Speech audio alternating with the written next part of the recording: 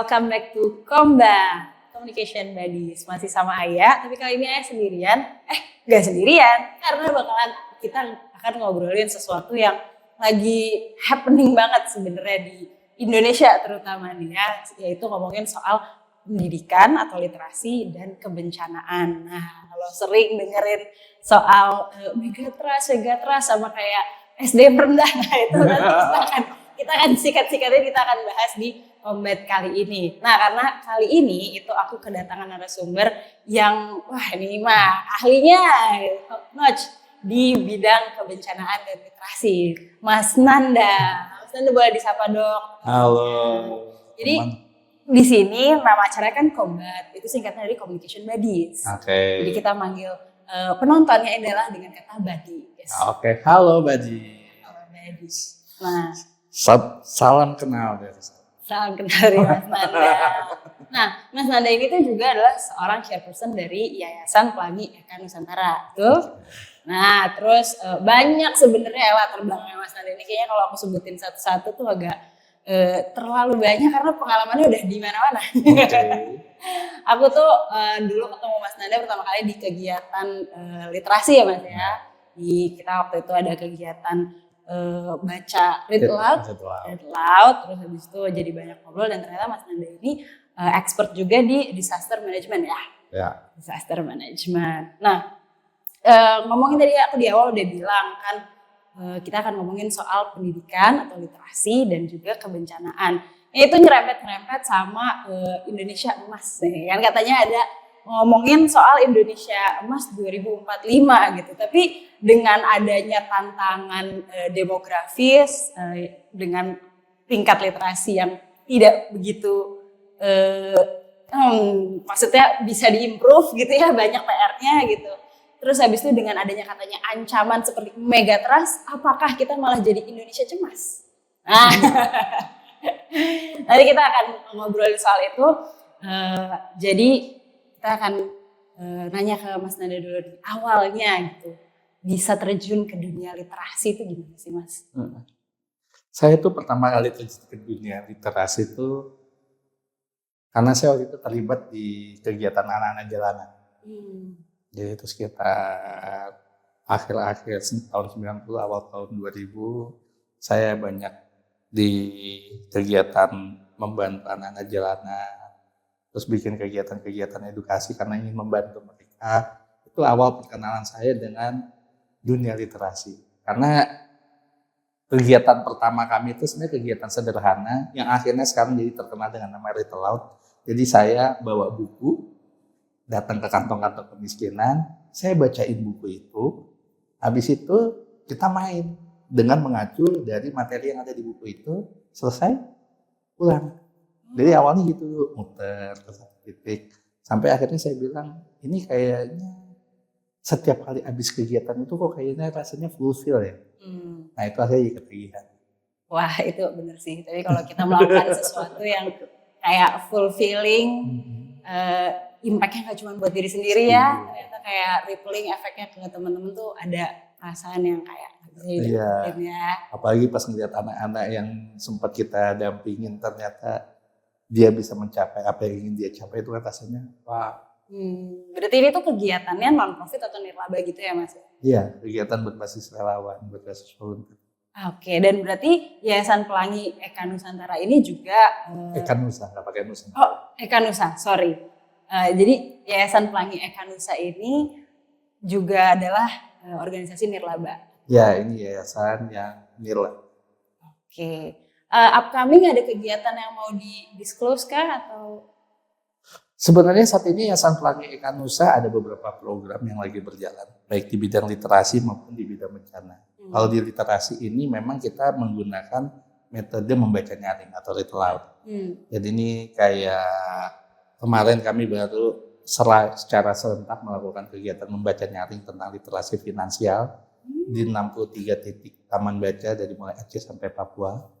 Wow. Dan saat ini kita akan mendampingi 5 diantaranya selama 1 tahun ke depan agar programnya tata kelola dan program yang ada di taman baca itu semakin berdampak. Terus one time event ya, biar Karena yang kita bikin memang pendekatan Yayasan Pelagi Eka-Nusa itu bukan pendekatan yang satu event selesai, tapi pendekatan kami adalah pendampingan. Jadi kalau kita ngomong sosial itu ada dua, ada charity, ada empowerment. Nah kalau kami di Pelagi Eka-Nusa mengambil porsi di empowerment. Walaupun mungkin ada charity event, tapi kami ingin bahwa kalau ngomong literasi itu bukan suatu kegiatan yang sekali selesai. Dia memang harus ada sebuah proses yang harus dilalui.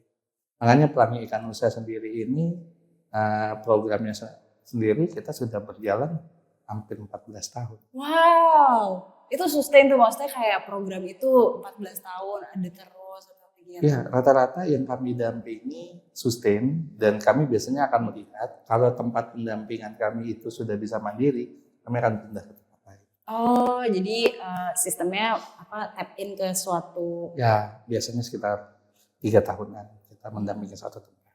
Gitu. Nah, itu yang literasi. Sedang kalau untuk bencana, saat ini kami lagi kerjasama dengan USAID dan Badan Penanggulangan Bencana Daerah DKI terkait tentang mitigasi gempa. Wah, ini menarik nih ngomong. Apalagi sekarang ngobrolnya kayaknya banyak banget yang ngobrol tentang megatrust. Tapi ngobrolnya tidak dengan emas tapi dengan cemas. Nanti kita akan bahas tuh, ini pasti udah kayak ke-trigger banget nih pengen ngomongin soal megatrust. Tapi kita kayak coba kita fokus di literasi dulu deh Mas. Soalnya tadi salah satu tantangan kita itu kan adalah soal literasi ya, di mana kita tahu kayak sering banget di komentar di sosial media juga berseliweran kayak Indonesia darurat baca, Indonesia tidak darurat literasi gitu. Terus tadi Mas Nanda juga bilang kalau giat literasinya Mas Nanda nih juga ke kantong-kantong kemiskinan gitu. Apakah erat ada kaitannya antara kayak kemampuan literasi sama perekonomian atau pembangunan dan kemiskinan dan kesejahteraan sosial? Kalau kita ngobrol sesuatu kan kita ngobrol harus berdasar data ya. Referensinya harus jelas. Jadi saya coba ngambil referensi itu dari laporannya World Bank. Itu dikeluarkan oleh World Bank. Judulnya kalau nggak salah, pendidikan untuk kesejahteraan. Pendidikan untuk kesejahteraan. Itu laporan World Bank waktu itu tahun 2018. Mereka melakukan penelitian di berbagai negara dan ternyata sangat related tingkat pendidikan dengan tingkat kesejahteraan seseorang. Karena ketika orang ini semakin cerdas, semakin literat, potensi dia untuk mendapat pekerjaan yang layak semakin besar. Jadi kalau mereka nyebutnya kan nanti ada white collar, blue collar. Nah, salah satu penelitian di Indonesia adalah kapasitas pekerja di Indonesia sangat rendah. Jadi kita banyak bergerak di sektor-sektor pekerjaan kasar. Itu karena tingkat literasinya rendah. Jadi kalau tadi ditanya, ada nggak hubungan antara literasi dan kesejahteraan? Menurut penelitian dari World Bank, itu relatif. Ada banget ya. Jadi kalau kita membangun kesejahteraan masyarakat, yang dimana sebenarnya kami itu memang bergerak karena kami prihatin, melihat menengah ke bawah, tapi kami melihat apa yang bisa kami lakukan. Kami merasa bahwa cara untuk mereka itu adalah memberikan mereka edukasi, meningkatkan literasinya. Sehingga itu akan membuat mereka mempunyai akses untuk mendapat kehidupan yang lebih layak, lebih besar. Dan itu juga maksudnya itu juga peran. Serius banget ya saya. Ya ini pembahasannya kayak sebenarnya ya serius banget, cuman kayak ini tuh sebagai kita masyarakat umum gitu ya, mungkin kita apalagi ya saya tinggal di Jakarta gitu kan, mungkin ada di bubble gitu, kita nggak tahu tuh kalau ada orang yang kurang literasi apa segala macam gitu. Untuk kelas-kelas menengah nih ngerasa kayak ya gue aman aja gitu kayak. Nah itu yang nggak disadari oleh kelas menengah. Karena ternyata salah satu yang tingkat literasinya rendah itu bahkan di kelas menengah. Jadi coba sadari kemampuan kita untuk memahami sebuah bacaan. Karena kemampuan kita untuk memahami itu adalah modal kita untuk bekerja menurut saya. Karena apa? Bekerja itu kan nanti kita ketika diminta sama atasan, itu kan kita harus menginterpretasikan apa yang diminta, harus memahami. Kalau kita nggak paham, bisa aja yang diminta sama atasan dalam bentuk teks. WA, tolong dong kerjain ini ya. Coba kalau nggak paham. Ya, jadi literasi itu bukan cuma sekedar bisa baca ya, tapi bisa memahami, mengambil ekstrak gitu dari teks yang dibaca. Literasi zaman dulu itu bisa ngeja. Jadi yang disebut buta aksara zaman dulu adalah ketika ini bacanya apa, nggak bisa baca disebut buta aksara. Kayak saya kalau ngeliat huruf Thailand. Ya kayak saya lihat huruf Thailand, lihat huruf Cina. Iya, buta aksara itu langsung buta aksara tuh. Dalam konteks bahwa saya tidak bisa baca. Dulu kayak begitu. Jadi yang disebut melek aksara adalah ini tulisannya apa gitu misalnya. Borati, dia sebut melek aksara. Tapi saat ini literasi itu udah ada pengembangan. Jadi ada yang namanya literasi kemampuan literasi teknis, ada yang namanya kemampuan literasi fungsional. Jadi kalau bisa baca ini tulisannya apa, itu namanya teknis. Dan menurut data, 99,7% orang Indonesia sudah bisa literasi teknis. Oh wow. Jadi artinya PR kita untuk membuat melek aksara di literasi teknis sebenarnya sudah hampir selesai. Sudah 99,7 dikit lagi 1%. Tapi pertanyaannya dari yang bisa baca, berapa yang paham dengan apa yang dibacanya? Itu yang menjadi PR kita. Karena itu literasi fungsional dan ternyata datanya sekitar 50-60% orang Indonesia yang bisa mengeja itu nggak paham dengan apa yang dibacanya. Jadi ketika dapat isu tentang megatrust, cemas duluan, padahal bisa jadi isunya hoax. Gitu dia. Baca headline asal mengeja. Apalagi sekarang, sorry to say, media kadang-kadang butuh nge-twist berita supaya kesannya bombastis banget. Tapi yang ujung-ujungnya bikin panik, gitu kan. Itu karena rendahnya literasi masyarakat untuk memahami konteks. Bisa baca headline, cuman nggak ada curiosity-nya untuk kayak coba deh baca lebih dalam. Akhirnya cuma berdasar clickbait doang. Nah itu yang jadi PR buat kita ya, sebagai maksudnya kalau aku dari ranah komunikasi gitu kan, kayak ya itu jadi PR juga untuk tenaga komunikasi yang menjadi mungkin public figure kah, atau mungkin mengadvokasi ke brand atau menjadi advokasi untuk pemerintah untuk membuat kebijakan gitu-gitu ya, untuk gimana caranya kita bisa nge-elevate masalah ini sehingga turun jadi kebijakan, jadi program-program. Gitu. Jadi rendahnya literasi fungsional masyarakat ini kan nggak bisa kayak disalahkan kepada mereka yang tidak literat. Kenapa? Ya saya nggak biasa baca, makanya tingkat pemahaman saya rendah. Kenapa dia tidak biasa baca? Karena tidak suka baca. Kenapa tidak suka baca? Karena bisa jadi dari kecil kita memang tidak ada materi membaca yang menarik, tidak ada metode membaca yang menyenangkan. Jadi ketika ngomong membaca, pikirannya udah sesuatu ini gak asik banget. Apalagi dulu ada baca tuh harus gini. Gitu. Jadi akhirnya membaca tuh jadi momok. Kenapa? Kalau nggak baca saya dimarahin. Kalau saya nggak baca, saya dikasih hukuman, nggak boleh ngapa-ngapain, sama terus dicap bahwa saya gini. Jadi akhirnya itulah yang terjadi. Kenapa tingkat literasi kita rendah? Salah satunya karena nggak mau membaca, tapi karena experience membacanya nggak baik. Nah ini yang kita perlu rubah sekarang. Bagaimana membaca itu harus dirubah mindsetnya menjadi sesuatu yang menarik dan menarik. Wah, tuh. Gitu. Tantangannya tuh ya. Challenge di situ. Nah itu memang yang paling penting itu peran pertama orang tua dan guru. Orang tua dan guru. Jadi bukan kayak pendidikan formal aja nih, tapi orang tua juga harus. Ya kan kalau ngomong pendidikan formal ngomong guru. Tapi ngomong orang pendidikan paling banyak kan di keluarga. Keluarga siapa? Orang tua. Tapi sekarang orang tua paling senang apa? Kalau ada anak kayak apa? Udah nih kasih handphone. Aduh. Nah ini masuknya jadinya kayak buku versus digital ya. Maksudnya buku fisik versus handphone tadi. Apakah iya digitalisasi kedigitalan ini tuh adalah ancaman untuk literasi? Oke, sekarang kan kita suka banget ya.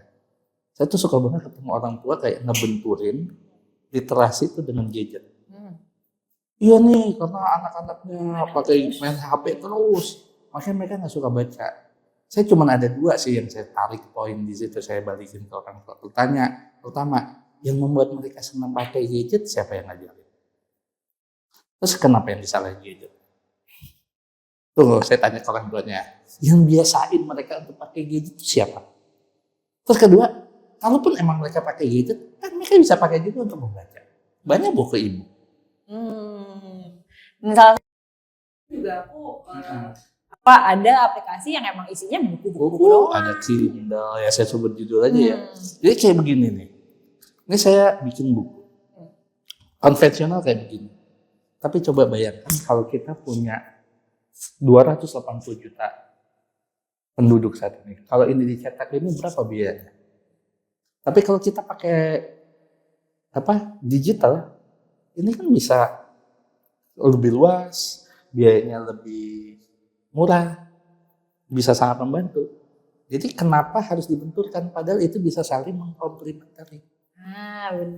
Benar banget. Kayak menurutku juga itu ya balik lagi ya, mungkin informasinya tidak tersebar secara luas gitu kan. Jadi orang asosiasinya gadget tuh gambar bergerak, video atau sosial media.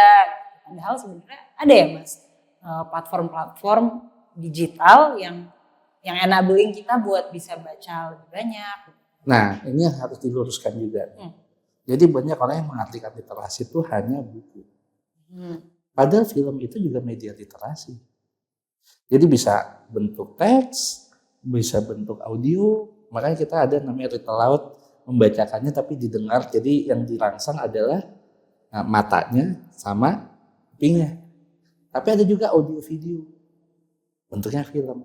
Jadi sekarang kita tidak membatasi bahwa media literasi itu hanya buku. Kalau di Perpustakaan Nasional udah ada undang-undangnya bahwa kita punya media rekam dan media cetak. Jadi ya nggak apa-apa juga dia belajar. Kalau ada orang yang memang belajarnya secara auditori dan visual, video is okay. Pertanyaannya kan tinggal dia menonton apa. Kontennya ya. Kontennya. Yang paling penting kan ujungnya di kontennya. Kita akan bahas ya, maksudnya kayak konten apa yang tergolong sebagai ini konten edukasi, ini akan membawa penontonnya menjadi masyarakat yang literat, atau ini malah akan membuat masyarakat ini tidak semakin jauh dari literat. Saya menghindari istilah itu sebenarnya. Menghindari ini konten edukasi. Karena apa? Setiap orang akan memilih kontennya masing-masing. Jadi apakah konten-konten yang menyenangkan itu jadi edukatif? Jadi yang disebut edukasi itu yang mana gitu? Semua konten selama itu memberi manfaat dan memberi pengayaan wawasan dan akhirnya membuat dia bisa melakukan sesuatu, membuat sebuah karya, itu konten edukasi. Selalu konten edukasi selalu dikaitkan dengan pelajaran sekolah. Ujung-ujungnya kan ketika ngomongin konten edukasi akhirnya matanya orang. Padahal banyak loh konten-konten edukasi yang bentuknya film-film menarik. Jadi kita rubahlah sekarang mindsetnya. Bahwa edukasi itu tidak harus sesuatu yang lalu identik dengan yang serius. Termasuk menonton podcast ini ya? Ini kalau dari menonton podcast ini ada hal yang bisa dipelajari, bisa ditarik. Ini edukasi. Edukatif. Literasi juga kan. Berarti nonton ini menjadi warga literat ya di sini ya? Mudah-mudahan. Saya berharapnya kayak begitu sih ya. Iya. Makanya saya silakan tanyakan apa yang perlu ditanyakan.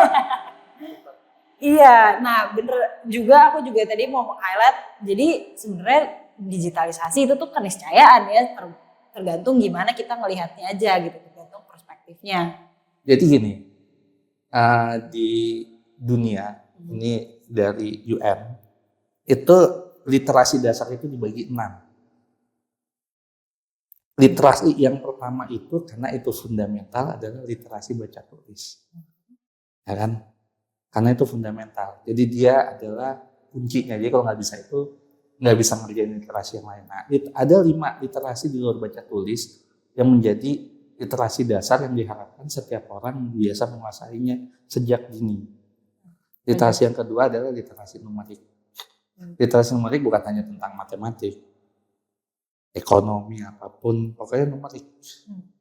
Yang ketiga adalah literasi sains. Kayak tentang bicara bencana, ini bagian dari literasi sains. Jadi membacanya dikasih substansi. Tadi kan dikasih substansi numerik, dikasih substansinya sains. Yang ketiga, di luar yang satu ini yang keempat ya, itu literasi finansial. Tentang keuangan. Jadi kasih substansi keuangan. Yang keempat atau yang kelima kalau dihitung dari ini, itu literasi digital. Jadi dia kemampuan digital.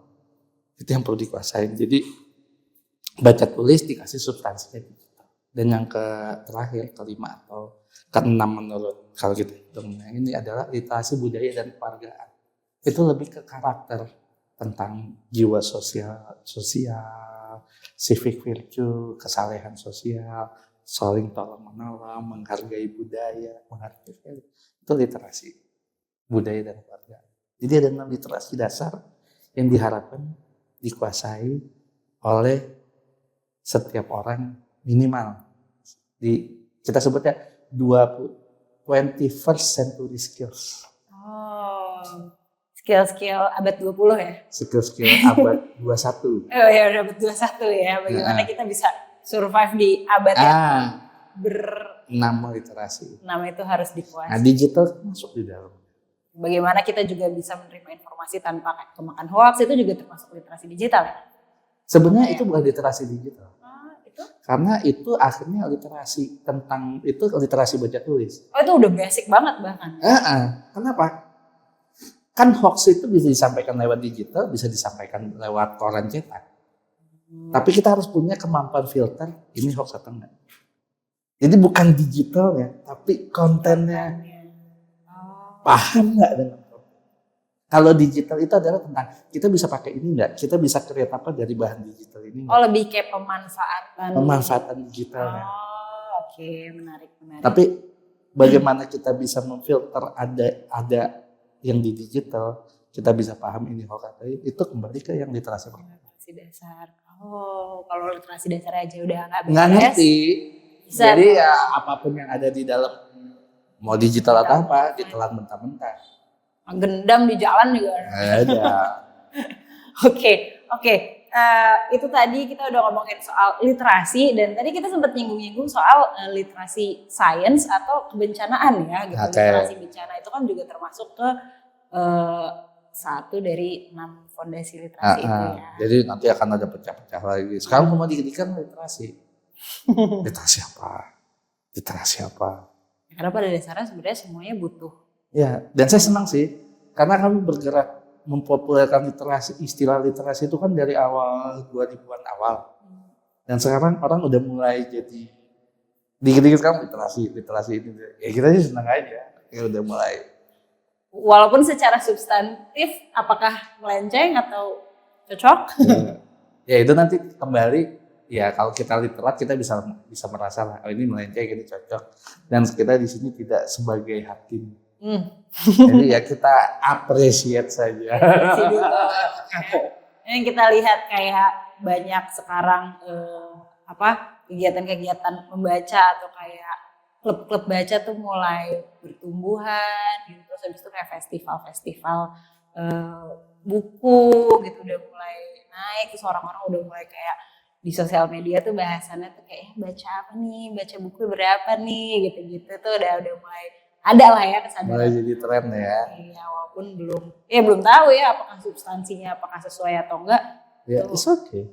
Karena kita percaya setiap buku ada pembaca, setiap pembaca ada buku. Jadi belum tentu buku yang kamu baca harus sama dengan buku yang saya baca. Dan kita nggak menjudge buku saya yang lebih bagus, buku kamu yang tidak bagus kan nggak perlu gitu.